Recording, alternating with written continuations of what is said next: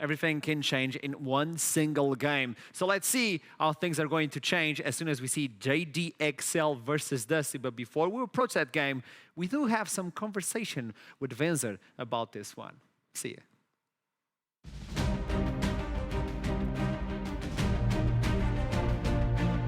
I'm surprised actually by Dusty, because I didn't think they would put together a roster like that strong on paper so late into the split. Players look good, and I think they already have like a bit of their playstyle. It's a bit unconventional, but I mean, they look like a fun team to play against at least. Honestly, it's just Kerberos. No team with him is gonna be conventional. I was about to start this segment with the Immortal Kings, but they put in Venzer, so I'm just going to say the Undefeated Kings. That's the way to put it. The Mortal King. The Mortal Kings of the Summer Split. And let's be honest, this team, you have a lot of things you can exploit, but there are other factors that you cannot. So Maybe it's actually more of a Mad Max kind of thing. Like, that we live, we die, we live again. The whole philosophy, and I totally subscribe to it. Okay. Now, I'm going to make the same question I did in the previous game because I think it transitions to this one. What is the lane or role, let's talk about it, that we need to focus on this one? JDXL versus Dusty. I mean, it just has to be the top side, right? I mean, Finally, we don't get mid lane. Cry's been such a rock for JDXL and Kerberos. About jungle. For Dusty, obviously been just putting up so many good numbers, and I mean, maybe actually not the numbers looking insane, but he has placed these unconventional picks. It's really hard to draft around him. On the other side, though, Cry's, I mean, just kind of being rock solid, the Malphite, so to speak, for JDXL. And look at this. On one side, you have someone smiling. On the other one, it's Kerberos just ascending with the crowd. He has surpassed photos coming in from the NLC. And I love that idea of looking into the top lane because Kerberos is one that we need to be looking out for, but will Dan allow him to get to that point? That is a very important question because I feel like Dan has been reaching levels which we know him to have that capability for, but we're doing consistently. And I feel like, I mean, we've talked about, you know, Stefan on an individual level, kind of being potentially our jungler with the split, at least on a mechanical level. I feel like Dan on the cerebral level, as we always talk about with this guy, he's so intelligent. He has been another level on that aspect of things compared to so many junglers in our league. So yes, I think that will impact that top lane, particularly when you are likely to find yourself a carry versus carry matchup. We know that Cry's loves his Akali, loves the ability to play through a lot of different carry champions, and Kerberos was the solo kill leader of last year in terms of the NLC. Both of these players love to scrap, they love to 1v1, and I really hope we get an interactive matchup. One of the things that I really enjoy when we did the interview with Dan was him saying, okay, I'm done with this. I want to go to the LEC. I just want to ascend again. And will we get to see in this game? But looking into the mid laners, M-Test, what does it like said we weren't going to shine talk for about that. I mean, you're the mid laner. I'm done with you. I'm done with you. I want to M-Test, look me. For mid laners, Yeah. I mean, is this even a question? really? I mean, one team has probably the best mid in the league, right? In the solo kill king, and the other one has Backlund, who is not a shameful mid lane at all. You know, my Swedish brother gotta support them, but I think in this one, probably just that's gonna take over. I I just find it interesting because on one side I have the solo bolo, on the other side it seems more of like utility champion, and Backlund can provide that utility and not die to the eminence. But then he has also been a LeBlanc player very long term. He's played, I believe he played a Yasuo game recently too. You know, again, I keep saying this on broadcast because I feel like it's important for me to kind of absolve myself because Backlund at the start of the year, he had a couple of games I'm like, I'm not sure I'm convinced about this guy. Actually, ever since then, he started to really show up more and more. And with that playoffs run, I'm like, Backlund's actually a really good player, isn't he? I really need to go back in time and slap myself in the first couple of weeks of spring. So while I do think that likely it is going to be an M&S favored matchup, Backlund has continued to surprise me, and I hope he does again, because that's going to have to be a very important... Can you do me a favor, though? Yes, I can can. you not slap yourself and slap the button so we can start the championship? Champions League. There you go. Let's walk into the second game of the day. The undefeated team facing off versus Dusty. Okay, Wukong has been left open way too many times for Dan. Yes. I feel like first picking junglers. So actually, you know, this is something which I'll say because I got the okay from this. So I actually had a chat about Torok because we chat every so often because I appreciate his opinion on the game. We talk about the meta with Torok, yeah. And apologies. the thing is, Torok gave me a great quote because in spring, those of you remember, there was a lot of first pick, blind pick Corki, and Torok was like, "Don't do this. We will just outdraft you." Now, in summer, he has quoted to me that Viego is the champion, which he loves to do that He's against. the new Corki. Yeah, Viego's the new Corki. Like, if you blind pick that Viego, expect to get absolutely smashed. Of course, Dan played the Shyvana into it before and was like, if you want a power farm, we have a better version of that. You want to have a team fight champion? We have a better version of that. I love his opinion on the game, and if this is the kind of thing where, like, you're then effectively said, like, forced to give over a champion, at least, like, you know you can deal with in the Wukong and not deal with this crazy counter pick scenario, I wonder if you're forced into that as Dusty. I was told that the Wiggle Wiggle Green Boy could appear in this patch alongside with the cheaper time. Yeah, that's my... My jungler don't wiggle it. I don't know. I don't know how to get. It jumps. It jumps, yeah. Yeah, it I mean, does a I guess, wiggle, yeah. wiggle. I think you're speaking about that fact as well, that the coach is actually being able to get some sort of mental edge on the enemy team as well. Like, as if 5 players were not enough, now we have Torok as well. He's kind of getting the draft gap in this one. I'm kind of surprised to see now, because you were talking so much about how AD carries were so broken. They are so dominant in this. And why we see 2 of them. Still banned here. two out of 6. I mean, Oh I'll no! take it. Oh. There are still more AD carries banned than any other role. Oh, I mean, okay, you've got like you've got other supports. Okay, now, so Zeri is open and so is Wukong. while this is going on, though, I just have to say this is good for JDXL. While you guys are kind of flaming Venzer, I think he's just being a Giga Shad when he's playing Lucian. He's dying level 3 every single time. But now this time around, he's not on Lucian. Maybe he's not tower gonna be able to dive. You think he's gonna dive on this champ as well? Actually, could be. I mean, they did it with Lucian Yumi last time they were playing under tower. And that Actually. went less than good for them. But now we do see that hover of Katarina, of course. Drop link on the cast. We'll see it. We'll see it one day. We'll see it one day. And of course, Corki. Yeah, we've seen a couple of interesting counter picks into that. I mean, heck, the mid lane Kai'Sa first competitive game was M&S playing the mid lane Kai'Sa into that Corki. Is going to end up being the Volibear, which has been such an incredible early game champion for so many junglers, and JDXL get to play around that. It's interesting when you buff turrets and you have someone that can just disable those turrets and then is so customized to this pick. It's normal. It's normal to pick this for Dan. Even though you have the Wukong, you can give him the Volibear. Yeah. Now it's a GP. GP could go for Cries, or we could get something crazy. I'm never writing down M&S. Yeah. I mean, at that point, you need to like call in Hipren because he's the mid lane Gangplank player. Let's give him a little ring while we go If backstage. But I mean, just looking at this now, we have seen so many times just the answer being Gnar in this type of scenarios where the GP is picked early. But now we actually see the Rakan. This is just a champion that I think has like kind of real, like no real counters. So just locking this one up when you have the Wukong already, you can really make a lot of plays happening. So, has no counters in lane. Lissandra makes Rakan's life really hellish. And Lux there are a is couple annoying to me. Lux Yeah, is there you as go. well when you're in that support role. It's kind of fallen out of favor. That's actually a good call out. It used to be Leona as well, and then Rakan players got familiar enough with the matchup where it didn't really matter. But yeah, I mean, Rakan has been the survivor of.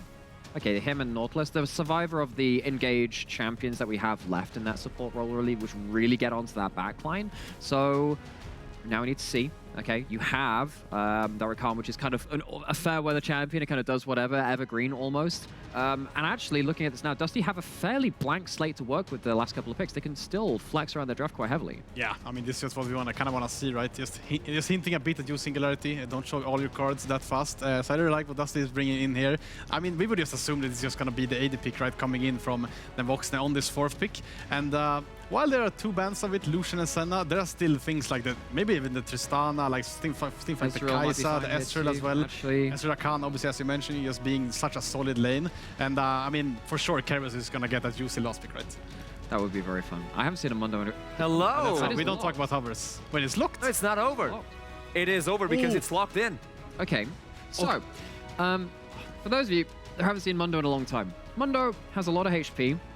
Don't mistake Mundo for being a tank. Mundo does damage. Mundo is lot. actually a juggernaut. Think of him as like a weird magic damage, not quite Darius. This guy runs at you and he just destroys you if you don't have the stats to play against him. If this Gangplank falls behind in this matchup, that's a Zeri mid. That's very mid. It's a Zeri mid. That's Okay, a Zeri Mundo, mid. hard to kill, does a Oh, lot of what's going damage, on? but you can kite him and you can run really, really fast with Zeri with move speeds, with Twitch with speed ups, with Zillion powering them both. I love this instant response. This is great at thinking from This DNXL. is really great. And I love this. I was about to make a fool out of myself. I was gonna say maybe this is a Mundo flex, legit, but maybe probably I'm just being Either way, stupid wherever it saying is, that. it's Wherever going to get kited. Yes. Wherever it is. Question. Okay. We have a lot of AD coming in Debated. from JDXL. We know Zeri now picks with the critical. jungle, do we get to see a Twitch AP because there's a lot of AD in there? We did see the 1 AP Twitch game coming didn't in quite from work out though. Singularity, I believe it was, but like, I think that there is an outside option for that. Yeah, I agree. I think as well it could be, I mean, this has just been popping off with Solik as well just lately. The Seri AP build as well, just going Ludens into Mana Immune. This just has so much damage with the W. And I wouldn't really expect it. I think it's gonna be the Twitch on the AP, but just saying, JDXL has a lot of options. They do. And actually, thinking about that, it gives you a lot more range. I think most importantly, Zeri, regardless of what they're doing, they're just going to be kiting. I think that Zeri W actually outranges Corki. Yeah, you could actually go to... I mean, the thing is that a crit, Zeri still does good poke damage. Yeah. I think that's fine either way. If you want to itemize more into it, I think there's value because there's less sustain on the other side. Either way, I love what JDXL have done. They see the Mundo and they go, right, we're hyper-kiting. They lock in picks for that. That's a really intelligent response. Okay, last words before we jump into into Summoner's Rift. Nymana, who do you think is going to take it? I think it is going to be JDXL. I love the intelligence of answering that Mundo. I think it's going to struggle to get value now. You're waiting on Corki hyper carry, and I don't know if they're going to get to that point. Do you agree this is going to be an outdraft difference from JDXL? I mean, yeah, I just have to agree with Namer on this. So far, 2 for 2, right? I think JDXL is gonna pick this on hold. We can't really bet against them when they're 7-0. Like, it's just not possible. Does they have on their hands the opportunity to finish up the undefeated team, or JDXL can be undefeated throughout the rest of the split? I don't know this one, but please tell me, Initialize in Trouble, what do you think? Before we get into those ridiculous drafts, and they are wonderful and ridiculous in equal measure, I do have to offer a disclaimer. Both me and Trouble have been bribed.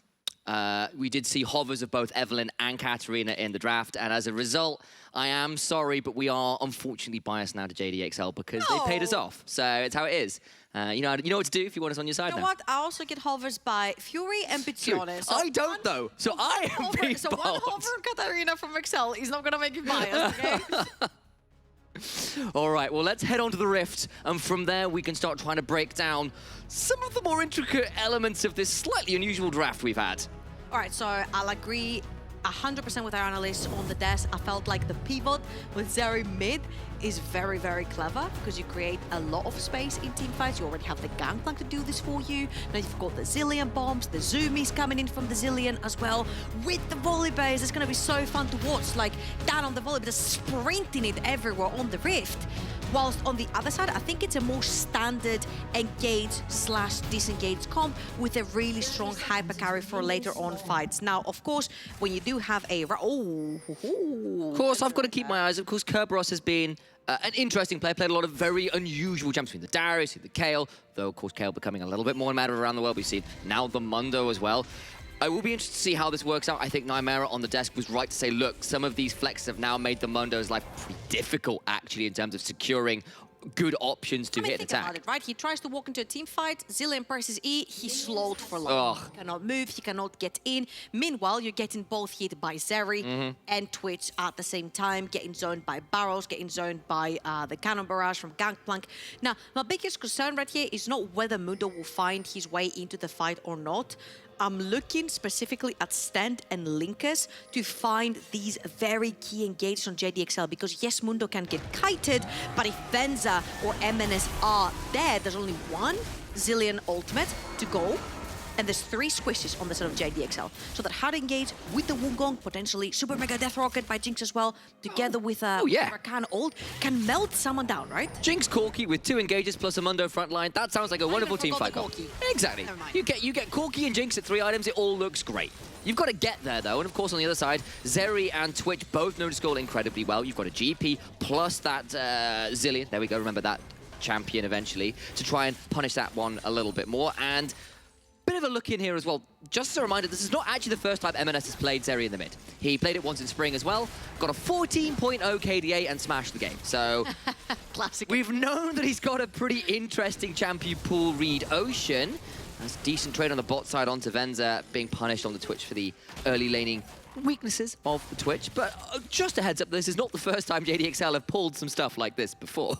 Absolutely, and there's also the fact that Jinx was traditionally picked, especially in spring, because she has the perma-shove in lane, right? She has these rockets on her kit to be able to shove in the lane over and over and over again. And mind you, while FTG onto the Zillion has the bombs, Rakan also has shields, he's got a lot of sustain and healing through his Q as well. So there are ways you can mitigate any damage thrown your way from JDXL, well, whilst Dusty has the perma push towards the bottom side of the map.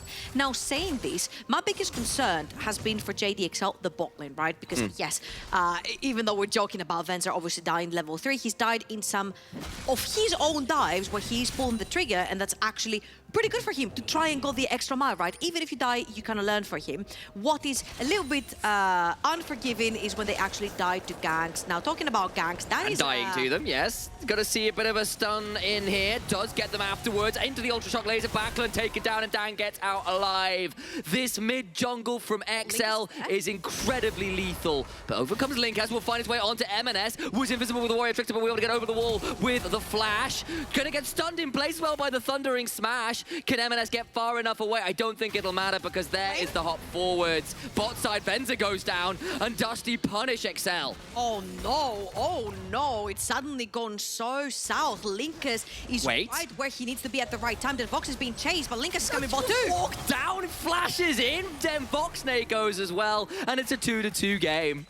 Okay, and Kerberos doing Kerberos things with the, I was about to say Scion, but it's not a Scion. This is a Dr. Mundo on the top side of the map. So far, we've seen that, never mind. No, not anymore. Come on, leave it alone. Cool. Trouble. You're safe. Allied? Yeah, you've got like 10 seconds. Okay, perfect. So, in this particular meta, we are really missing the tower dives, and Dan brings it back into life in the mid lane whilst this is going on in the bot lane. This is the infamous level 3 Venzer death in the bot lane. Whether there's a jungle gank or whether it's a 2v2, the sentiment is the same. Venzer dies. He's kind of like Humanoid from previous splits, you know, in the LEC. So, And Humanoid dies, yes. Yeah, and Humanoid dies, yeah. But, well, Humanoid was always getting something for his deaths, right? I think Venzer right there got his support in a lot of trouble, trying to freeze the wave and then getting punished himself. So, yet again, two opportunities for the sort of JDXL.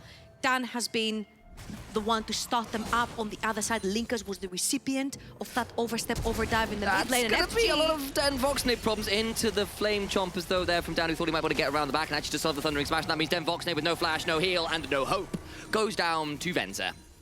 Really good stuff right there. We've been 5 minutes in, we've looked for proactivity out of the two most active junglers in the game, and honestly, I'd say when it comes to activity, Volibear must be S++ in that regard. And honestly, 5 minutes in, 3 ganks, 1 tower dive, this Volibear seems to be working, but Volibear is mainly picked for this early game proactivity to kind of try and snowball into the later stages of the game, whilst Wukong scales really well later on, can always provide that very easy engage / disengage with his Cyclone as well. So I'd love to see Linkas speedrunning that level 6, which he's doing right now. He saw down ganking bot lane again, he invaded his top side of the map, he stole away his buff, and now he's moving back into his 2 quadrants of the jungle where he has red buff spawning really soon. Wraiths are back up. Speedrunning that level 6 makes sure you have the CC so you can create opportunities in your lanes. Yeah, makes Dan's life a little bit difficult there. Leaves down that control ward as well in the blue side jungle to continue to track the Volibear, who, as you said, has made the most of that early proactive power. And Dan will find Stend just wandering through the river. And actually, he needs to be a little afraid here because Dan's just forcing him further and further away from this river and the control ward that is in there. Instead, may now look back towards DenVoksne, who's already 0-2 and is in such a bad position if Dan decides to go for this. No flash. He's up in literally 1 second. Yeah, and he's walking. Very smart Flame Chompers. All right, but Very the smart Flame thing is, Chompers. Linkas is 43 CS, he's already 10 CS up. Dan is going to go for yet another one. The slow from the Venom cast means DenVoksne's got nowhere to go. Cannon barrage to make sure there is really no way out. And that is a 3rd death on the Jinx. Yeah, you're down 10 CS, but who cares when the Jinx is just dead to rights again? And the most important thing is that before this Mundo, before these Wukong are even active and tanky on the map, Venzer is so close to his Blade of the Ruin King, and that's such a huge spike for the Rat. So DenVoksne, we know he has this huge hypercarry later on in the game. JDXL have done a fantastic job at shutting him down and delaying his item power spikes right off the get-go. And honestly, Dusty, I think are just looking for these 5-5s later on when you have Buckland's package coming out, when you've got Linkas level 6, he is right now. And honestly, it feels like Dan is sort of trading levels and experience and gold to try and get his laners ahead. So now it falls onto Venzer's shoulders to try and carry this through, because Linkas is sitting 1 whole level up. He is indeed, and you can see Dan's actually up in gold because he's been involved in every single kill so far in the game. That's definitely kept him up there in terms of at least that metric. But you're right, it's hurt the XP, it's hurt the CS. Of course, Volibear not that far behind in terms of the experience. We should be able to get 6 probably off this next clear or so. And we've got ourselves a dragon and a herald that have spawned. Exactly. And I'm seeing a great smile on your face. I was just wondering. I'm looking at the herald, I'm like, so herald spawned, but wait, dragon hasn't gone down. And usually teams love to group up as 5 and try to fight to stack dragons or stack rift heralds. I'm assuming right now because JDXL have more of a snowbally composition, they will gravitate towards that rift herald, towards the top side of the map. You see that FG has already started roaming. Dusty knows this as well, so Linkas is going to trade that rift herald for the dragon, starting to stack them up. But Dusty, I think this is the best thing you could do when you've got the better team fighting composition later on, in theory and textbook always, right? The front to back, the 2 hyper carries, AP and AD. You usually just want to start stacking these dragons just so the other team doesn't take them away from you and forces you to fight when you don't want to.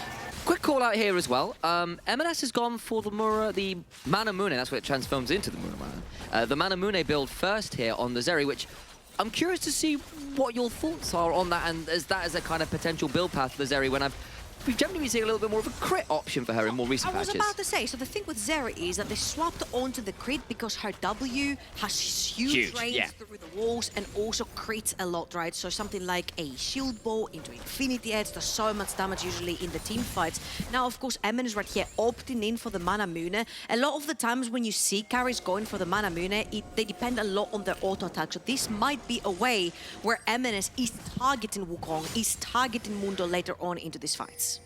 There you go. I appreciate the input there and the decision making, and it makes a lot of sense. I'm not necessarily sure why the Manamune is built. I'm not gonna lie, but I feel like it does help later on when it has transformed and you put in that extra damage. Of course, does do a lot of work with those on hits then as well. As Backland, Linkas, and Stend are all in the river, maybe looking to try and get onto M&S, but of course, with Flash and Lightning Rush available, pretty hard to lock down. Oh my god! And Ultra Shock Laser, even with only an untransformed Muramana, doing unspeakable amounts of damage.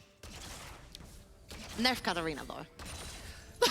Well, it's my she's not in the game, she only got hobbled. You need to let this go, your bitterness is affecting your job. I just had to throw this out there, man. I just had to throw this out. I've seen this monstrosity mid lane. Okay, fine, fair enough. I mean, I will also say this is JDXL who Zeri wins. Let it go.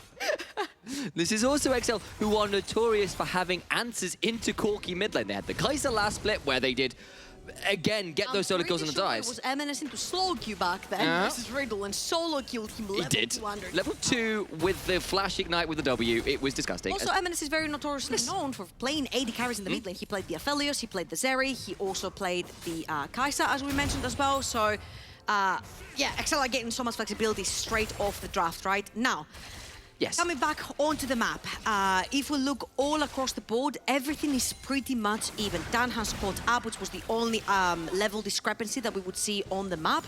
And bot lane for JDXL has a bunch of priority, right? Which means it's really easy to sort of bleed that pressure onto the bot side of the map. They're trying to catch Venzer right here. I don't know if you really want to dive into level 6 and level 7 Rakan Wukong, because that might turn south really quickly. But nevertheless, XL are putting down the pressure onto the map right off the early game. They're 1,000 gold in the lead, but here comes the question, right? How much can you snowball the lead when there is no objective on the map?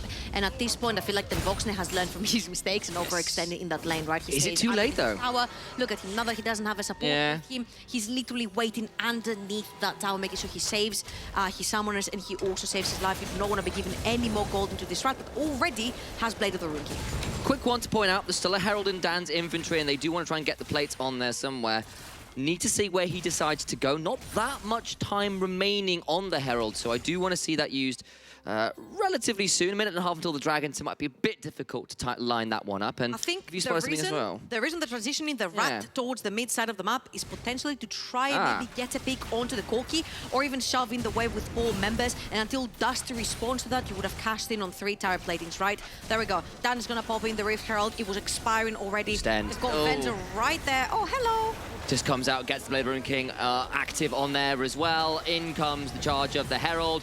4 plates secure. That's a Super Mega Death Rocket that doesn't really amount to all that much. Zap goes wide as well, and that's the mid lane tower that is left with very little HP indeed. Minute or so until this dragon, and plates were nicely secured And I wonder by if that was put down there right at this time, because you get so many tire platings and so much gold, right as you mentioned, right before that dragon spawns.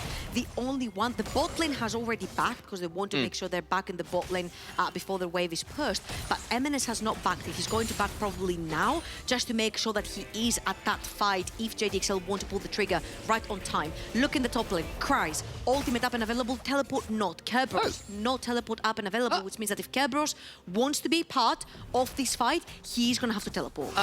Just check Zeri's inventory for me. Yeah, that's Kai'Sa? right. Is that Kai'Sa? Yeah, there was a genuine spit take there from Trouble. That is AP Zeri. Have we made a mistake with the champion? Is this Kai'Sa? That's all I'm gonna ask. It's a W as well. It's the W AP scale. I mean, in fairness, they are very short on AP damage, especially with Twitch going the AD route. So I see the decision making. I don't know how good AP the is. Twitch to go AP? True. Either way, MNS has decided that's the way. And we've got a Mundo roaming down. He does go where he pleases, and he's pleasing to go down towards this fight. Dragon secured, though, and ow, that Ultra Shock laser hurts. Yeah, and as you can see, I feel like they're doing exactly what they need to. They're not falling massively behind. It's just 1,500 gold deficit right here. Sorry, 2,000 gold deficit for them right now, but they do have the insurance of Jinx in the late game, the insurance of Corki in the late game. They've got the 2 hyper carries ready and available, as well as a bunch of engage and disengage with the Wukong and their account. Mundo can do and go wherever he pleases within all these metrics as well. But they've managed to get themselves 2 dragons, and that is their win condition. This is going to be an Ocean Soul on the map. So having 2 tanks, having a Mundo with an Ocean Soul is going to be huge. Oh, JDXL infected clones. struggle to kill him. Yeah, infected bones sort of profit as well. Zeri does really well into Mundo, but then you will only have Twitch hurting Mundo with the Blade of the Ruin. You know what my healing really likes? More healing. That is generally the truth, and all anti-healing has been nerfed on this. Also true. Also true. Yeah, actually, that's a very good point. This mid lane turret, though, about to fall, will be the first turret of the game. Goes straight down there, and MNS is the one to secure it. Bot side now come the rest of JDXL. Linkas around the corner, though, might be ready and willing to... Hi. That was actually surprisingly good. Thank you. I was impressed with that. I was hiding. I was hiding. Two of us. I think if we end up in the Twitch impressions part of the cast, it's probably time to bring up a bit of a new hashtag NLC Pets. Talking about mice. Indeed, speaking of Tom, instead of the Jerry this time, that is a very cute cat. Oh, my days in the mid lane. Apparently, this wasn't a great time, as my days, Backland did not enjoy that amount of damage. Yeah, but like, Backland's fine, because all he did was W away. He managed to clear his wave. He's not going to miss any CS or experience. And MNS had to blow both his ultimate and his flash. That means now he is susceptible to getting ganked in the middle. Look at Linkas was right there. Was definitely thinking about it either way. Maybe a little bit too overeager to continue to add to that impressive solo kill count. Either way, on to the Herald, Ardan, and MNS. I do not know right now if actually Excel can fight this, because Backland is going to be TPing very soon. He's going to pick up the package, which I'm assuming is in base right now because he's circulating something. No, actually, that's just going to let this one go, as it seems like. Oh, Venzer. He's hunting for something. DenVoksne needs to be a bit afraid here. He was indeed high, and he's going to want that back charm afterwards, though. Onto the Flame Jumpers, puts Venzer into a very difficult position, but he has got the Chrono Shift on top of him. Damn, popped the ultimate as well, and honestly, JDXL don't get anything, and they heal afterwards in a panic response and if to you the look at Super the Death top Rocket. lane, Cries just used his flash Yes. get away from Kerberos. So all in all, if you ask me, I feel like Duster in a pretty good position. Kerberos, if he wants to, can potentially pull the trigger for a dive. Instead, he's just going to focus that tower. But Cries, right now, yes, he's about 12 CS ahead, but he seems to be struggling. Losing your flash versus a Mundo is like very important, because you can get dived. Later on, when you join the fight, you can be the target for Linkas. And right now, looking at the map, both MNS and Cries are missing their flashes. There is a roaming Rakan on the map. There's a roaming Linkas onto the Wukong on the map. And you're going to start respecting these two champions. Indeed, a series of unforced errors, bluntly.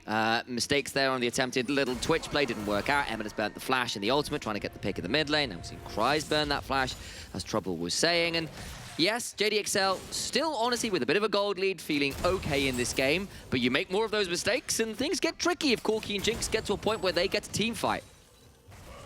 Absolutely. I think this is the same sentiment like Astralis had, where the front to back looks really, really good. And especially because this Zeri is more of an AP Zeri, so the consistent damage is not necessarily gonna come through. It's more of the burst that you have with the Luden's Echo, with the AP items.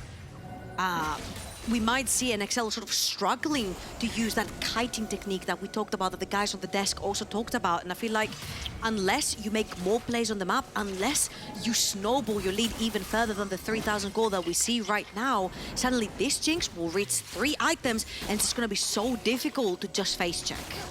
Oh, yes, indeed. Soul point fight on the table. What can JDXL do to try and control this? Is Venzer presses Q and walks out of danger with the camouflage active. Herald number 2 summoned in the bot side with M&S there to try and force that in. Dusty, though, have full command of the river. I just want to point out on that HP bar from Kerberos, 3 levels up on Dan, 5 levels up on FGG. This cleavers her. That did about 20% of Dan's HP. And mind you, that Volibear is the tank for JDXL. If they cannot walk into this river, how can they contest? Kryze is coming from the other side. He's trying to oh my God, DenVoksne! He's wishing he was back on Tricked. It's an absolute disaster. 1-for-1, though, as Backlund does manage to secure Dan's life afterwards. Over the wall goes M&S, though, continuing to try and make even more out of this AP Zeri build. The Luden's Echo is echoing around, and it sounds like thunder. Venzer gets the killing spree as a result of Kerberos going down. And never mind your jungler being dead, I think AP Zeri might be okay, Trouble. What is this? What is this? M&S is completely there's so many words. To like what? 5%?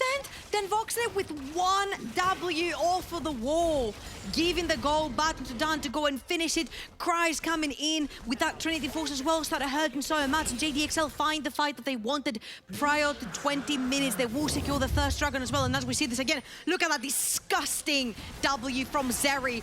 70% of his HP, that was 70% of his HP. And even though Dan dies for this, Dusty lose their AD carry. DenVoksne goes down, then Kryze starts chasing Kerberos onto that Wukong because he also has Venzer and FTG on his back. And from there on out, for this JDXL, having the Zillion, having the speed-ups and the zoomies is just so easy to sort of chase Dusty away from the objective, and then you can secure it even without Smite.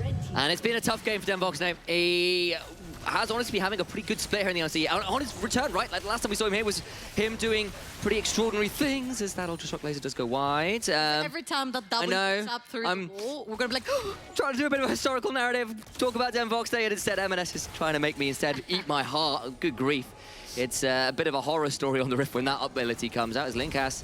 Maybe looking for Dan instead. Enough narrative building. Dan's going to have to pop the ult. It's actually being left out to dry. I don't think he's got anywhere to go, but we'll have a chrono shift available to him. Maybe necessary. Sten turned around on, though. Now Venzer in trouble for popping up so much goddamn damage. Resurrecting with the G, and FGG left out to dry. Backlund is in the back of his M&S. Over the wall. Trying to do what they can. Burst fire active alongside the lightning crash. DenVoksne down about half HP. But actually Dusty are the ones that come out on top in that one. It is a 2-for-2. But there were some big gold kills that came over in favor of Dusty. Absolutely. You shut down Dan. You shut down Venzer as well. Kryze is onto Kerberos as well, but DenVoksne is still afterwards, there. Then that means M&S flashing over the lightning crash. AP scaling into the Hammer of God. Thor strikes hard in the mid lane.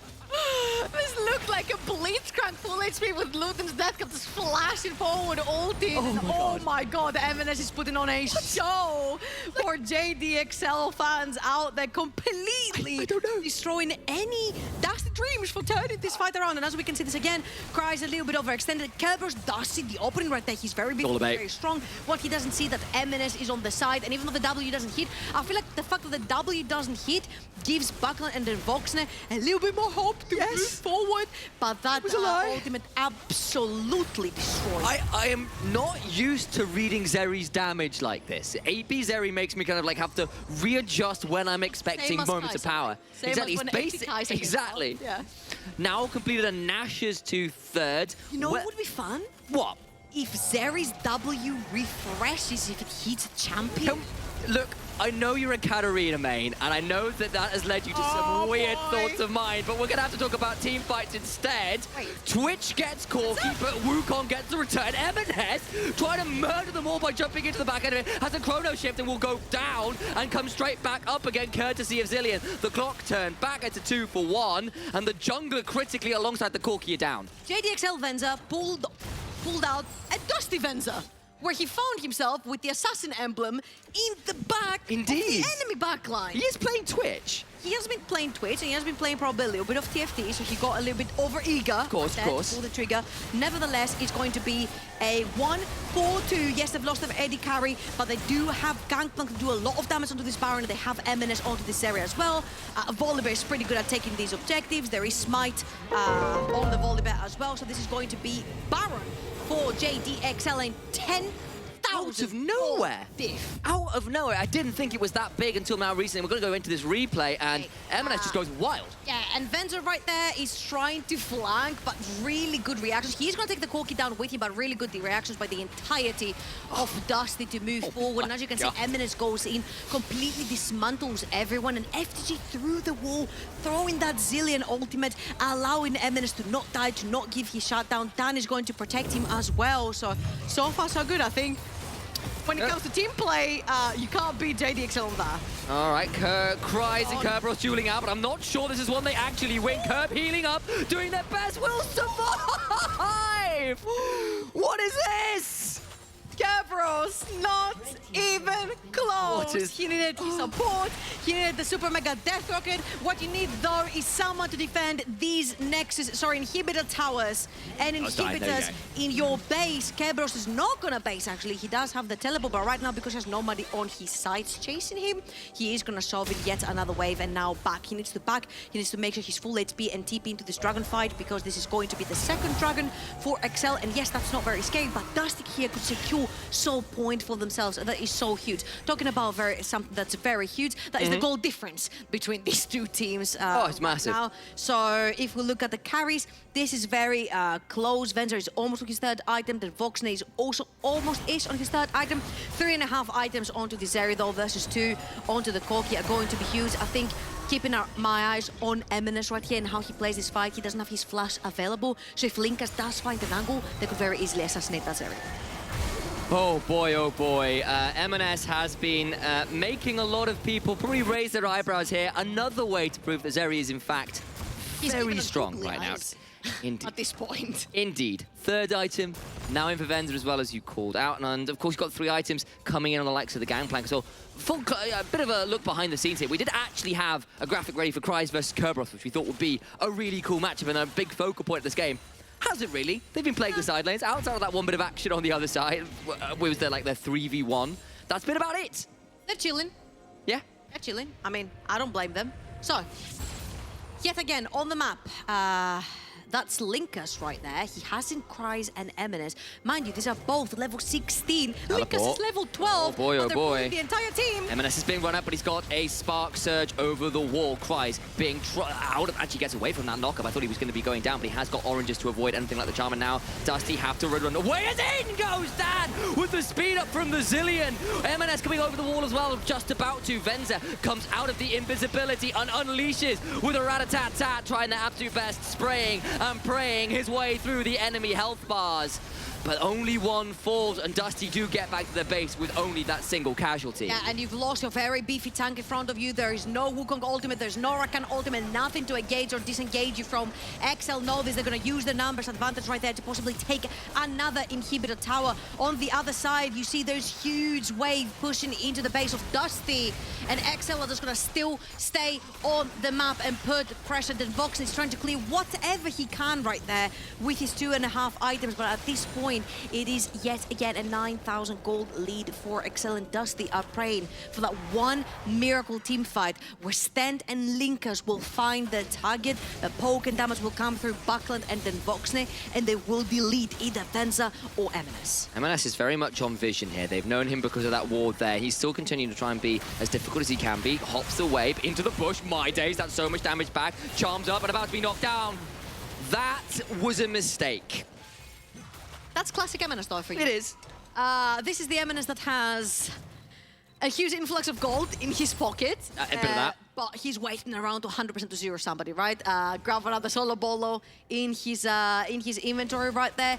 What that does, unfortunately, for a team is it slows down your tempo. Look at the huge wave that was pushing mid. There's a huge wave pushing bot. There's a wave pushing top lane. Right now, if the Eminence was on the map with his team, they would be able to have a triple push into Dusty. Dusty would not be able to push back all three sides at the same time, which means one of these towers or inhibitors would fall for the side of XL. Unfortunately for them, because Eminence is dead for yet another 10 seconds, all they can do is just shove in the waves wherever they can and just wait for their AP carry at this point to come back online. At the very least, there's no Dragon, there's no Baron on the board, and Eminence will be up well in time for that, is now alive again. So there wasn't all that much on the map for Dusty to get. So of all the times to have died, to have looked for a bit of a risky play, that is at least among the better of them. Yeah, I'll agree with you on that one. I'll agree with you on that one. On the other side, again, Dusty looking for that one miraculous fight. As you can see, DenVoksne is almost on that Infinity Edge. A minute and 14, there's a huge wave in the mid lane. If he can secure that entire wave in the mid lane, he can get Infinity Edge, which means in a minute and a half, if they do choose to fight for this dragon, you don't have to, because it's only going to be so point for XL if they secure that one, but you're making sure that your Jinx has Infinity Edge. I don't know if we can toggle gold anytime soon to see if he doesn't, unfortunately. He does not quite. Not quite. Instead in the mid lane, Venzer flashing forwards with the spray and pray, and the powers above have answered XL's prayers indeed. Mundo may go where he blazes and where he pleases. Is the grey screen, is the morgue. Dr. Mundo, Doctor, no longer a triple kill to Christ to end it all out. They'll get the inhibitor as it respawns and head on to the Nexus Towers, and XL remain undefeated here in the NLC. Absolutely. I think if we're talking about clean victories, this is not as clean as it gets, but it's still very clean. And Dusty, we're trying to climb up the ladder to get closer to JDXL and hunt them over that first loss. But 8-0, man, it sounds pretty cool. And you know what? They have one more day. They have Monday. And if they win that one as well, they go undefeated through the entirety of the half split. One more team to claim before they have beaten the whole of the NLC at least once this split. They look absolutely terrifying trouble. That looked so convincing. The fact that Dan was dropping levels to get these kills happen onto Venzer. Venzer dying, but then he gets 3 kills given to him through the ganks. And then he starts carrying, getting that Blade of the Ruin King. And then Eminence surprising us with a new Kai'Sa build. But this time it's Azarian popping people through walls for 90% of their HP. Like, what? Cries then joining. He's like, hey guys, remember me? I was playing up in the top lane. Well, Desk, explain AP Zeri. Go. Eminence. Riot nerfed Kai'Sa for a reason. Stop. Stop. This is not legal. And I know you are going to explore this one in solo queue. I'm not accepting those invites in the solo queue. I know you, Nightman. I know you. So don't check my OPGG for next week, because that was absolutely disgusting. I mean, yeah, that felt like it was kind of red alert. We've got another AP Kai'Sa situation on our hands, because particularly when you have that volley bear for the point and clicks that you see, we saw it even very early on into the game, it was just slam someone down, that W is going to really start hurting someone. Actually, if we could run that replay, I think it's a really good example of XL once again showing that they can start diving. They can use their early pressure. They're not afraid of these turrets, even on the change patch of League of Legends. You know, they have been nerfed a little on patch 12.11 compared to 12.10, but even with this, you know, JDXL did a really good job of getting this Kai'Sa off to the races early, and not the Kai'Sa, the Zeri, that's why I'm getting stuck. Mixed up, because they did similar things with the early game Zeri beforehand, right? But then immediately after that, they still show their early game prowess. They managed to go bot lane, and Dan immediately gets involved with so much around the map. Yeah, tell me something. You were a player, so we go through the same aspect. When you're playing a BO1 and someone brings in the cheese, and you're like scared, what do we do? The time that you waste thinking about what you do, it's when you lose the game, no? I mean, yeah, that's for sure, right? I think in this case as well, you never really know what Eminem is gonna put through it. So I think even if it was just gonna pick a conventional champion like this time around, I think Dusty still had to play kind of scared. But as you mentioned, not knowing what is going on and that damage on that W, like we were literally screaming in the back room, like we had no clue what was going on. So this is actually something which I use as in reference to the Vietnamese region, VCS, because famously, out of all regions in League of Legends, they've been probably the most unpredictable. They pick weird stuff, they play incredibly aggressively at times when you don't expect them. And for me, it comes into this League of Legends pop quiz. You have about a few seconds to answer to a play, even if it's not the correct play. And if you don't answer within that time period, you lose that play and things start to roll against you. Now, not every team can do this because they're not confident to do this. But when you have teams like JDXL, as they showed here, in terms of their early game, and in terms of confidently playing out their picks, it becomes so difficult to stabilize. And as you were both saying there effectively, that time you waste thinking about it, they're already starting to get ahead. And there's a clip that we want to show specifically about that, because while you're thinking, MNS is executing, and this is a perfect example of it. Oh, this is just so disgusting, because, I mean, I didn't know exactly. I was sat there and like, I see the damage happen, and then I remember, oh wait, that's an APL as well. There are just things that you don't consider. Heck, I remember when the Kai'Sa mid came out as well, it was like, it was Slowq in the mid lane who was asking their bot lane, what does this champion do, by the way? Because they just didn't know. And I was sat there looking at that ult from this area thinking, I'd forgotten they had an AP scaling. Yeah. Because I hadn't seen that before. Now, if you're sat in the Rift and you haven't played against it in scrims, not played against it in solo queue, doesn't matter after that point because you're already dead. Yeah. And even the auto attack, the real auto attack, not the Q, right the real auto right attack, click, not the Q, has AP ratio on it. So this is really dangerous. And my question to you, M-Test, if you can, is when you have a team that is so far ahead into the meta like JDXL, and you have a crazy scientist like Torok just inventing and reinventing, can you even get close as a team? Because you're preparing for the team, but you also have to prepare for these shenanigans. Yeah, I mean, it's really hard. Like I said as well, that Torok was kind of getting mental edge in the draft already with all these crazy picks that they can pull through. We saw the Corki, we saw it once again getting punished by Torok himself and MNS. But I think it's a really good point that you bring up. I think it's so hard to like kind of draft against JDXL, obviously playing against them as well.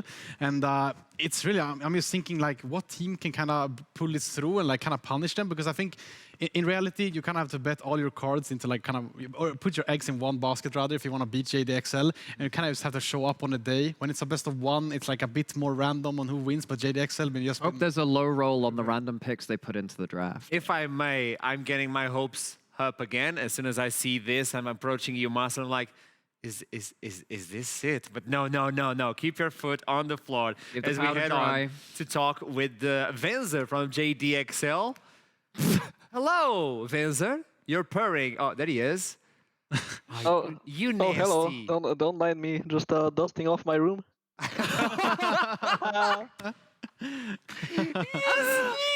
This guy. Oh, you are a beast. Tell me, Venzer, since you were talking about this sort of way, do you hate level 3? Okay, so we actually had 3 goals for this game, okay, as bot lane. Me and FGG, we had 3 goals. Goal 1, die at level 3. Goal 2, make enemy AD carry his life very sad. And 3, win the game, and we accomplished all 3. Yeah, you got it. As soon as you died on the bot lane, I told Tonight Meta, is he level 3? Like, well, he's level 3. There you go. Venzer, obviously this is another victory for you guys. It didn't even came close, but my question to you is, how are you guys setting up? Because it seems like you guys are ahead of the meta, and you guys are bringing these crazy picks. What is the war room, if I may, with Torok so far? I don't know, man. He's just doing 8 hours of draft prep alone, or with our assistant coach, and he's just coming in and he's just like. Oh, that explains why. So he spends like a minute or two per champion. Listen. And then, like, he gets to Zeri as the last alphabetical champion. No, I'm not finished. Okay, he comes in and he's like, okay, guys, this is what we're doing, and then we go into the draft, and something completely different happens, just nothing close to what we prepared. I mean, I agree with that. As soon as I played solo queue with Torok, it was like, okay, I'm going to play Tilly on the bot lane. This is going to go great. It didn't win great. So I know he shifts plans as he goes. And tell me something. What is in store for you guys? Because you joined the team with FGG. Are you comfortable with the team right now? Yeah, I would say we're pretty comfortable. I think they're comfortable with us already. They just know, like, they see bot lane tick up to level 3, and they're like, okay, that's 1 kill for enemy team. play around it. Venzer, tell me, should I have my hopes up for the EU Masters? Think about That is a very stupid question. And yet it has been asked. Yeah, Yes, What you is your could have answer? your hopes up. We are something. we are stumping. Okay, yesterday we saw LFL the way they filled an entire stadium.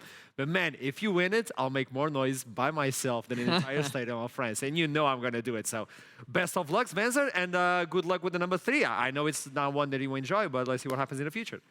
Thank you. Bye bye. Confidence. Yeah. I love I confidence. know the way we can get you to be louder than that stadium. We just need to get you a guitar and a really large Uh-huh. amplifier. Yes, and a flamethrower. Flame. A flamethrower as well. Yeah, I want a all good. flamethrower. I don't know why, but I want a flamethrower. Okay, talking about flames, Dusty went on in flames in this one because they couldn't adapt through the entire game. And my question to you, and I'm going to do it in an interview as well, when we saw the Jinx, do you think that was a reply to the Zeri? And they got you baited? I feel like Jinx is one of those champions where if you get that passive early, maybe you can deal with the kiting because that movement speed kind of evens out at that point. I think it's the best of the bad situation. The Jinx wasn't the issue, but it's like, what else do you do at that point? I think what they try to do is just kind of match the scaling, right? It kind of makes sense. The Seri and Jinx scale kind of similarly. It's about the support pick as well. What I do really think Dusty didn't really happen in this game is, I kind of have to give props to Dan actually. Like he picked the Volibear to be this proactive early game, and I feel like he has kind of facilitated his laners once again, making sure that they can play kind of however they want. And Kerberos on the other side, he kind of needs this jungle attention when he wants to play this type of picks as well to get ahead. And I feel like Linkas just could not be able to do so in this one. Dan is kind of fast nowadays. I don't know what is happening, but it seems like Dan has evolved, and let's see what happens in the future as we're going to head out to the interview with DenVoksne. The Jinx. No. Thank you. Nah, but That's the this is fastest one first, ever. by the way. Yeah. That is by far That the is fastest one. world Speedrun, record, I would say. 100%. That's not even 1 second. DenVoksne just styling on me at this point. But really good interview from DenVoksne. It's like being hit by a Zeri W. Yeah, Yeah, you don't even see it. One thing that I hate about it is the fact that with neither, they nerfed the width. Yes. We're good to go with the spam. Did you ever play back in season 4 Nidalee? Yes, That was I did. That was not fun. That was not fun at all. I loved it. I played Nida back in So the did day. I. Oh, okay. Yeah, I you go, hated playing "Oh, against it, but I hate played you it. and I love you at the same time. that's then what you I'm went aiming to the for. Kai'Sa and you're like, okay, but at least the W from Kai'Sa can only hit 1. But now what? This one goes through walls, hits everyone, slows you down. Crits. I mean, DenVoksne, Crits, that has to feel hard when you see a Zeri playing AP, no? Yeah. Oh, he's here, okay. Oh, I'm here. That was tough on you guys, right? He's Tell me respawned. about it. Yeah, I've responded. My Discord is it just crashed for some reason. I don't know what happened. go. Wait, what is AP Seri? Wait, what were we talking about? No, we were just buying enough time for you to join us back into the conversation. okay. I love the champion select that you guys brought in. The Mundo as well seemed like a really good answer. I swear to God, at this point, Ashram, it's just you. It's just you, man. You're the issue. Come here, You're the come here, problem. come here. Come here, man. You need a hug. You need I'm a hug. out! You need a little hug. Dropping out He of just the doesn't want to talk to you, man. Like, just like admit it. Yeah. It's okay. We want to talk to you. We love Actually, you. part of the hiring process is literally just finding out who could actually stand in a conversation for longer than a second. That's how You we're guys here. are doing a really good job, I would say. You guys are doing a really good job. Lasted a couple of months so far. Okay, if he's not joining us, I'll throw it to you guys. Wait. Okay, time's the I'm charm. looking- One more Third time's chance. the charm. I'm looking at Let's you, go, man. okay? You got one more chance. Let's do this. Okay, look at me, DenVoksne. The champion select was really cool, and the way you guys prepared the game. Where do you think it went wrong for you? Stay with I me. think it was like in around fourth pick. I think we should pick away the Twitch, and that way they don't have like a bot lane they can abuse us so hard. If I have Jinx, my champ is very reliant on flash, and I threw it away level 3. I got baited by the Venzer death, so what can you do? I think we even kill him without me flashing. I think I just completely choked. But other than that, like for sure the Twitch 4 pick was probably right. We weren't really thinking of them flexing the Zeri, which was extremely smart as well, I think. I haven't really seen it at all, so it was very intelligent. And I think if we do that, I think our draft is honestly extremely good in the position we were in. Even so, with the Jinx, if I don't feed my ass off, it should be extremely playable as well. But they have the mind games at the level 3s. They're like 10 steps ahead. You just think, oh, it's a free kill, but in reality, that leads to them having a freeze. That leads to them diving button. Like, what can you do? They're too good. I mean, speaking of the Zeri pick, right? I have to ask you as well, because JDXL has just been kind of pulling off these niche picks, and we don't really deflectors as well, right? Was this something that you were counting with? Like, were you able to kind of predict that this Zeri, because you were picking the Mundo on 4, right? Did you kind of expect this to be a flex pick, or did you have no clue at all? We weren't really expecting it, actually. I wasn't, at least. I was hoping for, or like I knew I had a couple of 80 carries that could be extremely good into some of their potential picks on mid lane, into the Corki, right? So that's why I think we were saving the 80 pick mostly. But I wasn't really thinking about having counter picks to Twitch, as like he's been quite OP on this patch. And usually you want to play the Zeri into it, but they also had that, and I was like, oh wait, that was really smart. So we kind of got caught off by that. So yeah. Honestly, the only answer is to play ARAM Jinx, where you go Duskblade, crit, double. There you go. He knows it. He knows the way. Yeah. Bring to the next level. I would say this was a rough game, but obviously you have the spirits high. So thank you so much for the interview. Thank you so much for staying with me at the end of the interview. Thank you so much for coming back, dude. Don't you leave me again, okay? And I'll see you soon, man. Have a nice one. Bye. Give me the chair. Okay, there we go back. Well, I love it. At least they come back, okay? At least. Third time's the charm, man.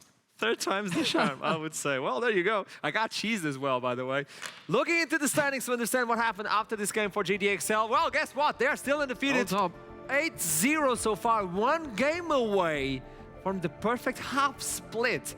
That is crazy, I would say. For Dusty, they're still in 5th place. And if Noriki wins today, they will catch up to Dusty. They will do. I still think that Dusty are showing themselves to be a pretty high caliber team. Yes.